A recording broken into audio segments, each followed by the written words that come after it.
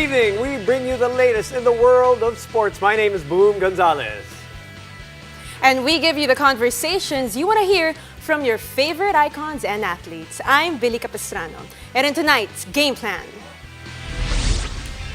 we'll huddle with the members of the PVL Premier Team, Jaja Santiago, Gia Morado, and Kat Tolentino. Plus, we'll play a little game called the Premier Declaration with a trio. And UFC fan favorite, the one and only Clay the Carpenter Guida, shares the secret to his longevity and looks ahead to his upcoming bout against Mark Madsen at UFC Fight Night. Buckle up, sports fans. Let's get in the game. The PVL Premier Team truly showed the best of the best in the 2021 Premier Volleyball League Open Conference. Champion Jaja Santiago bagged one of two Best Middle Blocker awards with the coveted MVP plum. Finalist Gia Morado proved to be the best setter of the conference for the 100th time, while Kat Tolentino was hailed the best opposite spiker. 100, alam ko 100. Tonight, we will huddle with the three mythical members of the PVL Premier Team. Gia, Jaja, and Kat, welcome to the game. Hello! Hi, everyone. Hi po. Good evening po. Good evening. Very rare to Billy. We have the best of the best. Oh, yes. The cream of the crop. Well, at least some of them. And so we want to change things up tonight. We want to do something Extra special. extra for them. special, yes, and parang something that we don't do usually, right, Billy? So Okay. today, you guys, we will honor your co-premier team members by doing a little scouting report. So iba naman, kayo naman yung Gusto ko magiging yan. analyst, Gusto ko diba? yan, gusto So ko kami yan. pa rin yung commentators, pero kayo naman yung analyst, diba, Boom? Okay, so we will start with Jaja Santiago. Tama? Yes, okay. Jaja first. Now, so mangyayari ito, Ba't Jaja? ako yung una? Oh, ikaw Ikaw yung talaga una. Ikaw, champion and Siya MVP. muna. Hindi, Oh, bakit? Bakit ako first? Nag-uunahan din. Si Jaja muna. but yan. everybody will get their chance. No, si Jaja, tatanungin ka namin about Gia. Big pack boom. Oh, what makes... sige, ganito na lang. Si Gia unahin natin, Yes. ha? Si Jaja ang kanyang i-describe. Okay, so Gia, by popular demand. Okay, what I makes... volunteer, Kat. What makes Jaja Santiago... I'm not part of this. Madali lang You can naman. observe, yeah. What makes Jaja Santiago a deadly middle blocker? You've played with her, you've played against her. So Gia, sige, we'll start with you. I think the best part na I like about Jaja na I saw as her opponent and also when we were teammates before is parati ko siyang maasahan na kahit anong ibato ko sa kanya, alam ko papatayin niya talaga, alam ko ibibigay niya yung best niya for that. And that's something that I really look for in a middle blocker, a middle spiker. Someone na pasok ng pasok, hingi ng hingi, tawag ng tawag, at kahit kailan talaga maaasahan. So, sino ba naman hindi titiwala kay Jaja Santiago, di ba? Parang ang taas, Yung nga. ang taas ng Ay, porsyento, pinapagalitan no? mo ako madalas. Nakalitan, Jaja. Oy, Jaja, wag ka iiyak. Parang ha? ang taas ng Ready na porsyento natin nga yung- naman eh. Ready na Okay. natin yung mga tissue natin. Okay, But okay. okay, Kat, this time, about Jaja naman, what qualities of Jaja made her the undisputed MVP of this season? Yan, Specifically the mabigat. MVP, yeah. Oh. I guess it's same as Gia. I mean, we all know that she can really score, and not even just in spiking, also her serves. I mean, middle blockers aren't really as prominent in scoring, but she's one of the middle blockers that always has high points and everything. And I know that when I'm in the back row, I'm like a little scared because I know how powerful she hits and everything. So yeah, definitely her attacks and just her ability to find a way to score, whether that's serving or spiking. So Yeah. And we saw that in the finals, definitely. Kat, okay, Madalas niyo talaga ako, mabait niyo. babalik rin tayo kay Jaja. Pero Kat, I'll stay with you real quick and talk about Gio Morado as the best setter. Again, as I said, we've had a lot of spectacular setters in this, Definitely, yeah. from different batches, diba? From the younger ones to the older ones, the more senior ones. What makes Gia stand out this season for you, and how different is she in terms of her ability as compared to maybe previous years that you've played with her, played against her? What can you say? Well, I think. Go ahead. Go ahead, Kat. Me or Jaja? No, go ahead. Nagkahiyaan. No, sige, whoever. Jaja, ikaw muna. Sige, Ja. Okay. Well, yeah, we all know Gia as the best setter. I mean, I was fortunate enough to play with her, but playing against her really, it really shows. I mean, she really knows how to utilize every one of her spikers. It's not just about how she sets, but it's just her decision making on the court. I really admire that, and I just admire how she really makes her spikers shine, and that's a sign of a good setter for me. And I know that she really trusts her teammates as well. So it's always frustrating to play against her because I know she really fakes us a lot. But yeah, I mean, it's just a blessing to have her as a setter. I mean, any team's lucky to have her. Yeah. And Jaja, ikaw naman, nakasama mo rin, nakalaban mo just recently. Ano masasabi mo para kay Gia? Nasabi na lahat ni Kat. Pero yun nga, ang gusto ko kay Gia, alam niya paano niya i-utilize or maximize yung spiker. At the same time, kung hindi, I mean, may mga times talaga na kikitaan niya na kunyari itong sa defense pattern na to may butas. So, kumbaga, easy sa kanya yung mga drop, ganyan. And then, what I like kay Gia, binibigyan kanya ng advice kung ano yung pwede mo ring gawin against dun sa kalaban.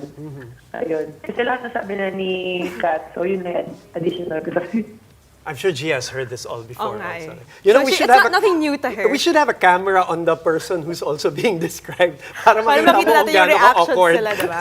Okay, let's go on. Kay Okay Kat na. naman. Oh. Puntahan naman natin si Kat. Kat is, of course, the best opposite spiker in our open conference. And we'll stay with Jaja. Jaja, your thoughts on Kat, you know, how did she improve this season and how did she stand out as an opposite spiker? Especially because you played against her, apat na Yes. sunod-sunod din yun, ano? Actually, nakalaban ko yung Chocomucho. Pinaka natatakot talaga akong i-block si Kat. Kasi nakikita ko sa mga previous games nila, parang siya talaga yung, kumbaga, nag-stand out dun din sa team nila. Siya yung pinaka nagdadala. So, kahit mapa-back row, mapa-front line siya, sabi ko, ang hirap i-block ni Kat. Nahihirapan talaga kami kahit sa depensa. Parang kahit alam na namin yung pattern, nahihirapan talaga kami. At the same time, iba kasi yung, paano mo sabihin, yung lakas ng loob niya, kahit down na yung team nila, grabe, hanap talaga siya ng way para makapuntos. Yan. Gia, you've seen her evolve. I guess that's also one of the things that we want to find out. No? What have you seen in her evolution now as the best opposite spiker now? Well, the first time I met Kat, she was a middle hitter. And then when I got the set for her, she was an open spiker. And then now she's a utility spiker. So she's been through a lot. She's matured greatly. And I'm speaking like Kat isn't here now. Yeah, exactly. But grabe talaga yung pag-mature ng game niya. She knows how to bring her team. She knows how to, score pagka-crucial times talaga. And personally, as a setter, it's so important for a team to have a confident and reliable utility spiker talaga who knows how to score, especially sa mga big games, sa mga important games. And syempre, with her height also, she's able to contain yung open spiker ng kalaban nila. So that's a lot of things to consider. Plus, she gets a lot of attempts pa, and it looks like she never gets tired. Yep. I do. I think I do. Don't worry, I do. No, but yun nga, sobrang reliable ni Kat, and she's, like what Jaja said, she's one of the players in Chocomucho talaga na pinaghahandaan talaga namin. Well, she says she does, but she doesn't look like it. And that's another trait, I guess. Additional. Oh, sige, go lang. Go lang. Nakaka-proud din talaga si Kat. Kasi from how many times ka na ACL, Kat? Tapos ganun yung performance niya. 3. After nun, parang grabe. Grabe yung in-improve niya talaga, lalo na yung PPL. Yeah, we always say that in the broadcast, and sometimes we take that for granted for all the players who have gone through injuries. Okay, That's a good round. Okay, thank you very much for buttering each other up. Because after the break, after the break, we'll play a little game called the Premier Declaration with Jaja, Kat, and Gia. So stay tuned. You're watching The Game.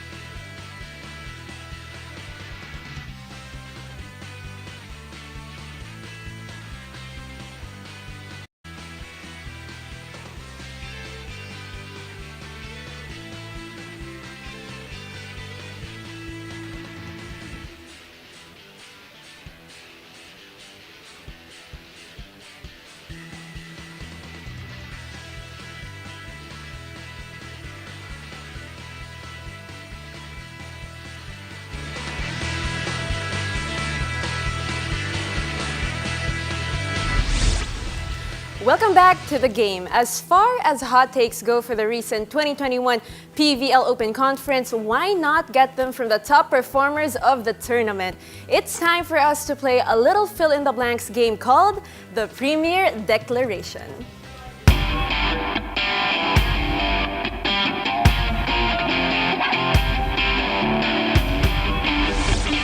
Okay, ito Okay, to exciting to. Yes, this is like a fill-in-the-blanks thing, Yes. right? Okay, go ahead and explain. So the game is very simple. You know, we're gonna give you guys fill-in-the-blank statements, and of course, our premier team shall give their answers or declarations accordingly. So yung just non, fill-in-the-blanks lang naman talaga. And pwede sila mag-agree, they can agree, disagree. They can debate. And they can give their own, answers to it. Okay, I like that. Yes, Okay, it's gonna be sige. very interesting and very fun. And you're gonna pick who Yes. first. Ikaw na mamili Oo kasi nga. kung sila mamimili. Baka hindi tayo matapos, di ba? Okay, go. Okay, so Jaja, ikaw muna. Okay. Ready ka na ba? Ja?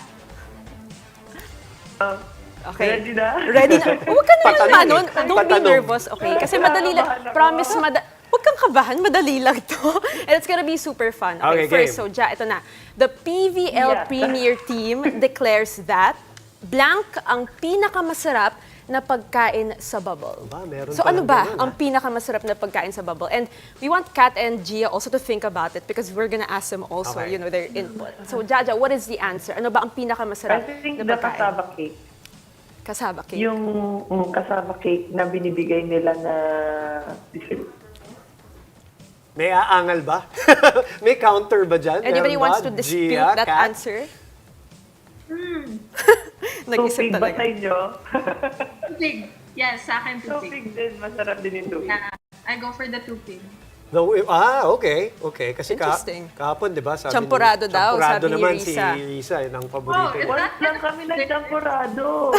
Once lang. Sorry. Yeah, I agree with Lisa. Sorry, Risa, pero hindi daw talaga. Okay. Alright, let's Okay, move on to okay. the next question. Kat, it's your turn. Okay. Okay, Kat, so the PVL Premier Team declares na si Blank ang pinaka-good vibes na player sa bubble. Who is... And all teams. And all teams, not just Choco Okay. Mucho, but all teams. Who is it gonna be? I think everyone would kind of agree it's Buding. Just we all saw her performance. At the end, and I love playing against her just because she's very energetic. So I think that's mine.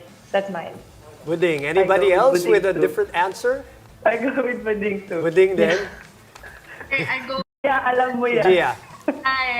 Yeah. Buding is one for sure. Okay. Nakikita ko yung mga videos Hindi eh. ko alam kung tatawa ako or kasi Parang gusto ko may dalawang klaseng buding during the bubble and after the Oo nga bubble. eh. Meron din Actually, yata. si Buding, kahit bad trip ka na, pipilitin ka talaga niyang pasayahin. Kahit alam mo hindi mo alam magigalit ka ba sa kanya or matatawa ka na lang eh. Ganun Okay. talaga siya. Okay. Yun. What a good teammate to Okay, have. yeah. Everybody needs a buding in their team. Yes, in their Definitely. lives. In their lives, Yeah. yes. Okay. Okay. Gia, your turn. So the PVL Premier Team declares na si Blank ang pinaka-nostalgic na panooring maglaro sa bubble. So yung mga veterans siguro, no? Ganda to. Mga answer. And she knows her history, of course, Gia. So So go Gia, ahead. go. Yeah, I'd have to go for Atiging Balse. Same. Oh. Yeah. The And then legend. not to say anything naman about her, but grabe, sobrang I've seen her playing even when even when I was starting up pa lang. And until now, grabe pa rin yung passion niya. It's the same fire when she plays, and wala, it's a joy going up against her. And I've also had the pleasure of being her teammate also in Team 9 a couple of years ago. So iba pa rin yung maturity niya sa loob ng court. I think you're spot on with the whole fire and passion. Kasi kitang-kita mo in every game in this bubble, and as we know, sinabi na niya she's not also in the best shape, but she still didn't look like it like every game. So yeah, I will have to agree with that. Great answer, you guys. Very good answer. Super good answer. Now let's move on to Jaja. Jaja, ikaw na ulit. Ito na, the PVL Premier Team declares na si Blanc ang pinakamalakas pumalo. Pwede ba, mamaya siya yung i-answer? Pwede mo rin Jaja, sagutin pwede sa ikaw mo. kung gusto mo. Pinakamalakas pumalo. Sino ba ang iyong sagot? Ka na mahiya, Jaja. Baka ikaw. Pwede naman sarili mo Yeah. i-answer mo. Pick yourself. No. But she doesn't know because she doesn't receive She it. Or doesn't go up against she's her. not defending Sa it. akin eh. Yeah, she hasn't received the facial from herself. Sabi ko sa kanya after ng game, sabi ko, Tots, parang ano talaga lalaki humampal. Kasi hirap na hirap talaga kami i-block si Tots. Grabe, kung baga, pag binigay sa kanya yung bola, hahapasin niyang hahapasin. Grabe. Totoo Ay, naman. Hindi namin mablock. Kung mabablock, parang basag block talaga. Ganun. Totoo naman. Sagot ni Tots kagabi si Gemma, sagot ni Gemma kagabi si Tots. Diba? Yun ang ano nila, na sobrang lakas nila pareho pumalo. Pero would you agree, Gia and Kat? Or would you say it's Jaja? Oh, I would say Jaja also. But yeah. Diba? Different It kind depends. of spikes eh. If it's a quick spike, Oo. if it's an outside hitter, I'd go for Tots or Gemma. Right. Or I think yung sa akin kasi, from highest point, kumbaga matangkad, tapos kumbaga yung trajectory, iba. Tusok. Tapos yung kay Tots kasi, iba yung height ni Tots, tapos yung talon niya Tama. and yung power ng palo. Right. Pero pareho rin. may joke nga kami na pagka si Jaja yung papalo, dadapa na lang kami, tapos Oo. we're gonna tumama sa katawan natin. Pareho rin yung tusok eh. Basta malakas parehas, period. Yung iba lang siguro yung levels of pain. Correct. Pag ikaw yung nakatikim niyan. Okay, sige, Okay, game. Gia, ikaw naman. So ito, the PVL Premier Team declares na si Blanc ang pinakamalupit makipag-mind games sa loob ng court. Uy. This is what I wanna know. Sino Uy, ba ang magandang tanong pinakamalupit makipag-mind games for you, Gia, on the court? Pero yung pinaka napapansin ko talaga, kahit hindi ako yung kalaban, is Remy Palma pa rin. Still, So it's still Rem Palma. It's really fun playing against her kasi she really makes it a point to look you in the eye and let Right. you know na she's there, she's watching you. And Right. when I'm staying by the net and calling out plays, gustong-gusto niyang sinisilip yung plays ko. Right, right. Kung pinapatulan ko naman, like, I show her what my plays are, and challenging din naman to go up against players like that. Yeah. But naman off the court, she's a really nice person, and she's also one of the best players also in the Very good answer. Yeah. Very good All answer. part of the game, of Rem course. Palma. Okay, All right, let's move. Kat, your turn. The PVL Premier Team declares na si Blanc ang hindi mukhang pagod kahit fifth set na.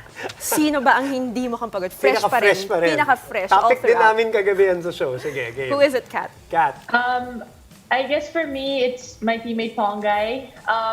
If you notice, she's always running around when she's like after every point, she's cheering and like running circles around us. And I was like, how is she not tired? Like she's kind of wasting her energy. And then she never looks tired. She's always a ball of energy. And I think that's really what I admire about her, is that it's like never ending her energy. So Yeah, it's great. Great answer, great answer. Of course, si Well, Pongay nobody pa will ba naman, contest di yan. ba? Oo, nobody Alright, will last na contest. to, Gia. Ikaw naman, the PVL Premier Team declares na si Blanc ang tahimik pero matindi maglaro sa court. Sino ba yan? The silent Silent killer. but deadly. Yes.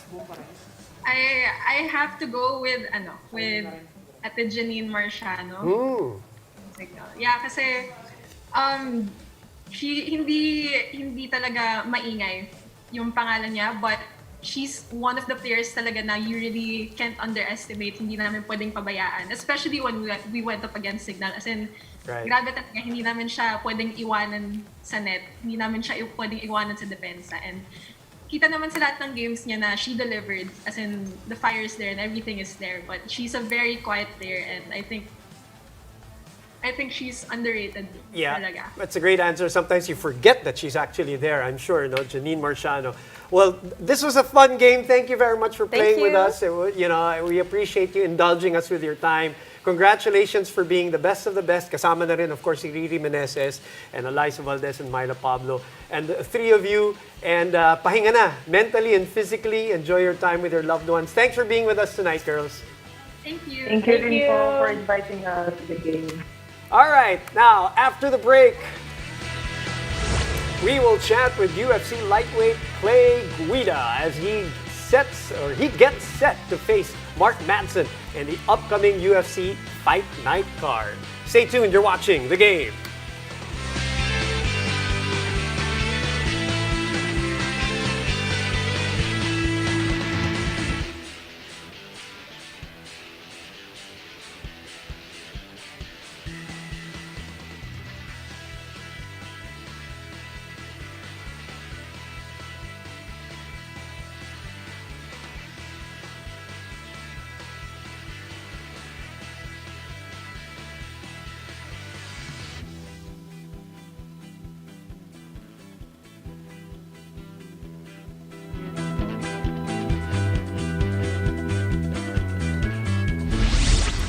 You're still watching The Game. Now we are days away from what could be Senator Manny Pacquiao's final fight inside the boxing ring.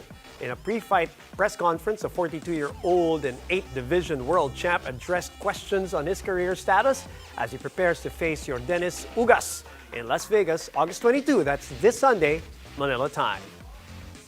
To all of you, thank you for giving us a chance always. And this opportunity come, I like to invite all the fans to watch this fight. It might be my last fight, or there's more.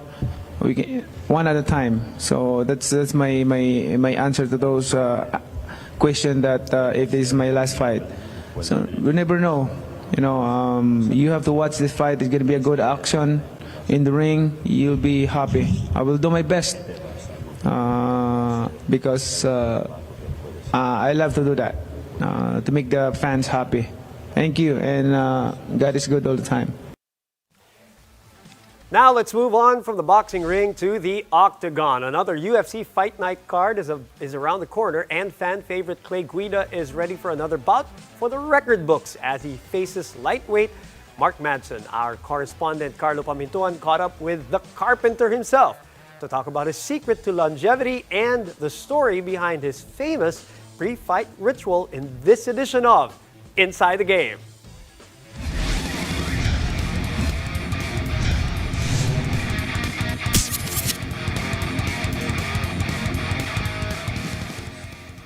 Clay, come October, you will be marking your 15th year in the UFC. Really good talents have come and gone in the featherweight and lightweight divisions in that span.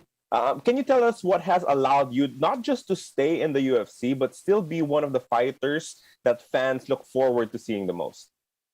Yeah, that's a great question. And obviously, I owe it all to the big man upstairs for, he's blessed us with our health, knowledge of the sport, family support from you guys, from our fans, from our family, friends, everyone. Wouldn't be possible without them. But just being durable. The sport of wrestling is really the key to our success.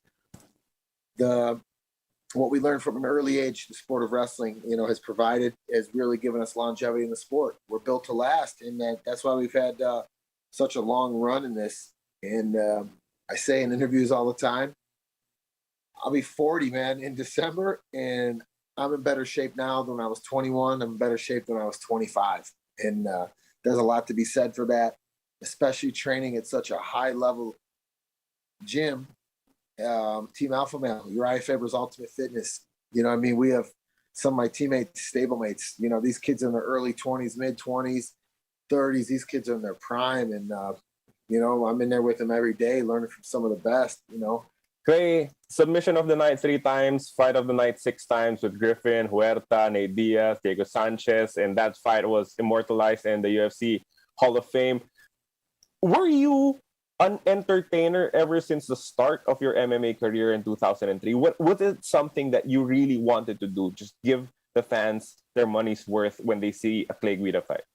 You know what? That's what I want to go down in the books as someone that, no matter what, if we got our hand raised, didn't get our hand raised, whatever it may be, I want people to know that they're going to get a show every single time they flip on a Guida fight, And I think that can be said for our career from the beginning back in 2003 when I started fighting by accident. Man, I didn't train for that fight. I jumped in on 2 hours notice. We were going to watch my brother fight, and the guy got on a megaphone and said, we need someone to fill in. I just got off a fishing boat in Alaska. So I said, look, I'm doing this. Next thing you know, here we are, 16 years. I'm not good at math, but yeah, 2021, I started fighting consistently in 2004. That one in 2003 was just kind of one of those things, you know what I mean? Just did it for fun. And I'm still doing it for fun, man. But we've been training consistently and competing consistently since 2004. And it gets more exciting every time. I'm excited for what's ahead. And what's ahead is Saturday night, a big fight between Mark Madsen and myself. We're going to put on a show, man, for the world to see. We'll talk about that fight in a little bit, but we have to talk about your brother, because your brother has been a huge part of your career, especially of your pre-fight routine. I mean, that routine, that slapping before you enter the octagon, has been popular all over the world. Does it put you in that mind space that you're just ready to rock and roll when you enter the octagon? Yeah, it just sets me into that overdrive gear, like Sylvester Stallone and Over the Top. He flips the hat backwards, man, and we go into another mode. We go straight to the top. And that's when you know you're going to get an old school, ass-beaten, amazing, balls to the wall, fence-to-fence fight. You know what I mean? Carpenter caveman style, man. A lot of people are talking about how you are the gatekeeper. Like, they will have to go through you. But that is from Mark Madsen's point of view, right? You are not the gatekeeper in your mind. What are your plans for this fight and moving forward? What does the next couple of years look like for Clay Guida? Man, I tell you what, Mark Madsen is in for a big surprise. A rude awakening if he thinks I'm nothing but a gatekeeper. He could take his silver medal and leave it at the door, because when you went to the Thunderdome, man, silver medal don't get it. It doesn't cut it out there with us, man. We're going to put it right on this guy's chin, and he's going to find out the hard way that his wrestling outside of the cage, his wrestling on the mat, is way different than when you get in the octagon, man. I'll leave you guys with that. Clay, as always, we're looking forward to seeing you fight. Good luck on your next one. Thank you guys so much. Appreciate it.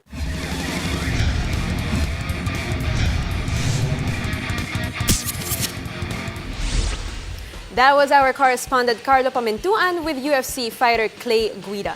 Thank you so much for joining us. My name is Billy Capistrano. And don't forget to catch us weeknights here on One News, One Sports, and One Sports Plus. I'm Boom Gonzalez. Thanks for watching. This has been The Game.